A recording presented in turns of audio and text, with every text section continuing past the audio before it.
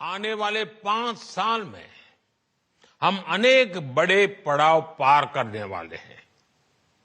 हमारे बहुत सारे एनर्जी गोल्स 2030 की डेडलाइन के हिसाब से अलाइन किए गए हैं।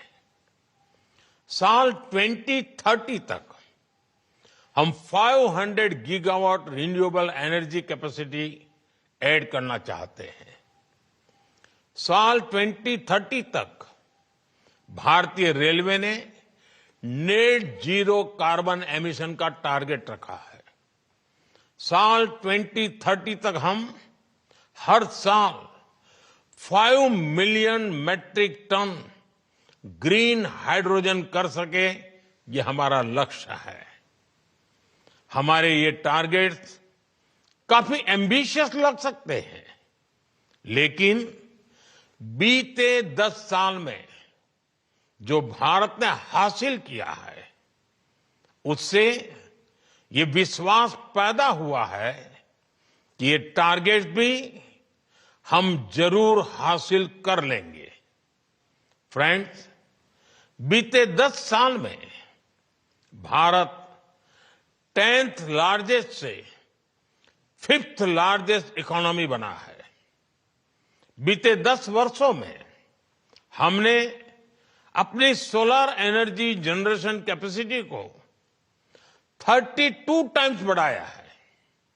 आज भारत दुनिया का तीसरा सबसे बड़ा सोलर पावर जनरेटिंग नेशन है। हमारी non fossil fuel energy capacity 3 गुना बढ़ी है।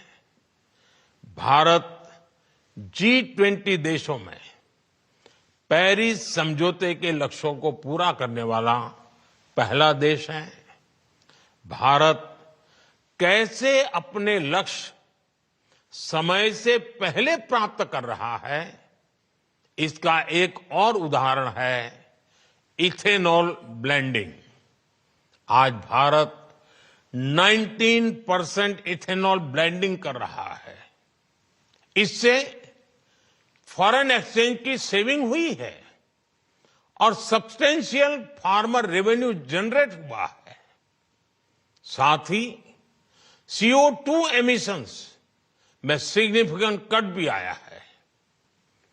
हम अक्टूबर 2025 से पहले ही 20% इथेनॉल मैंडेट अचीव करने की राह पर है।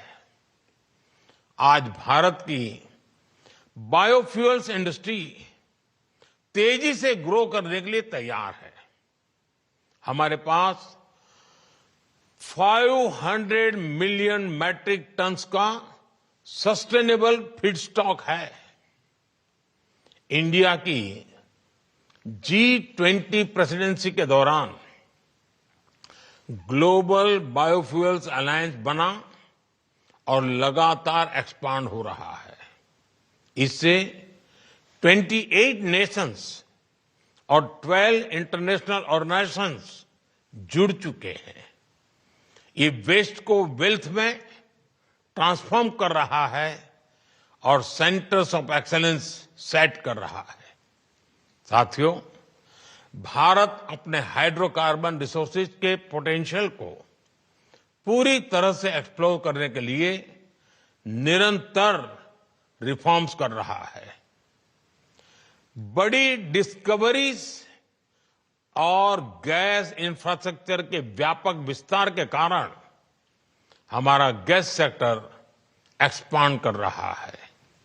इससे हमारे एनर्जी मिक्स में नेचुरल गैस का शेयर बढ़ा है। भारत अभी 4th लार्जेस्ट रिफाइनिंग हब है और हम अपनी कैपेसिटी 20% तक बढ़ाने में जुटे हैं। साथियों, हमारी जो सेडिमेंट्री बेसिन्स है, इसमें कई सारे हाइड्रोकार्बन रिसोर्सेज मौजूद है। इनमें से कई का पता चल चुका है और कई ऐसे हैं जिन्हें खोजा जाना बाकी है। जिनका एक्सप्लोरेशन बाकी है। इंडिया का अपस्ट्रीम सेक्टर और आकर्षक हो, इसके लिए सरकार ने open acreage licence policy OALP बनाई है। एक्सक्लूसिव इकोनॉमिक जोन को खोलना हो या सिंगल विंडो क्लियरेंस सिस्टम बनाना हो, सरकार ने इस सेक्टर को हर तरह से मदद दी है। Oil fields regulation and development act में हुए बदलाव के बाद अब स्टेक होल्डर्स को पॉलिसी स्टेबिलिटी, एक्सटेंडेड लीजेस और इंप्रूव्ड फाइनेंशियल टर्म्स की सुविधा भी मिलेगी। सरकार के इन रिफॉर्म्स के कारण समुद्री क्षेत्र में ऑयल और गैस रिसोर्सेज की खोज करने, इनका प्रोडक्शन बढ़ाने और स्ट्रेटेजिक पेट्रोलियम रिजर्व्स को मेंटेन करने का काम आसान होगा।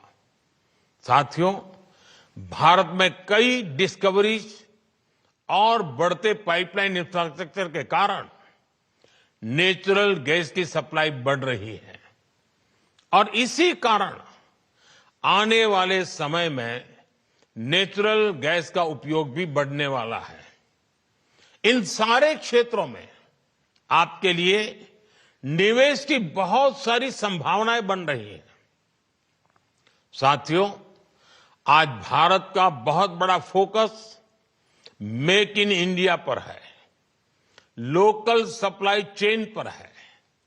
भारत में पीवी मॉड्यूल सहित अनेक प्रकार के हार्डवेयर की मैन्युफैक्चरिंग के लिए भी बहुत संभावनाएं हैं। हम लोकल मैन्युफैक्चरिंग को सपोर्ट कर रहे हैं। 10 साल में भारत की solar PV module manufacturing capacity का विस्तार हुआ है। ये क्षमता 2 गीगावाट से बढ़कर करीब 70 गीगावाट हो गई है। PLI स्कीम की वजह से ये सेक्टर और आकर्षक हो गया है। इससे high efficiency solar PV modules की मैन्युफैक्चरिंग को बढ़ावा मिला है। साथियों, बैटरीज और स्टोरेज कैपेसिटी के सेक्टर में इनोवेशन और मैन्युफैक्चरिंग दोनों के लिए बहुत अवसर हैं। भारत बहुत तेज गति से इलेक्ट्रिक मोबिलिटी की तरफ बढ़ रहा है। इतने बड़े देश की डिमांड पूरा करने के लिए बैटरीज और स्टोरेज कैपेसिटी के क्षेत्र में हमें बहुत तेजी से काम करना है। इसलिए इस वर्ष के बजट में भी हमने ग्रीन एनर्जी को सपोर्ट करने की संबंधित अनेक घोषणाएं की है। सरकार ने ईवी और मोबाइल फोन बैटरी की मैन्युफैक्चरिंग से जुड़ी कई चीजों को बेसिक कस्टम ड्यूटी से बाहर किया है। Cobalt powder, lithium ion battery waste, lead, zinc ऐसे अनेक क्रिटिकल मिनरल से ड्यूटी हटा दी गई है। नेशनल क्रिटिकल मिनरल्स मिशन भी भारत में एक सशक्त सप्लाई चेन के निर्माण में बड़ी भूमिका निभाएगा। नॉन लिथियम बैटरी इकोसिस्टम को प्रमोट करने की दिशा में भी हम आगे बढ़ रहे हैं। इस वर्ष के बजट में हमने न्यूक्लियर एनर्जी सेक्टर को भी ओपन कर दिया है।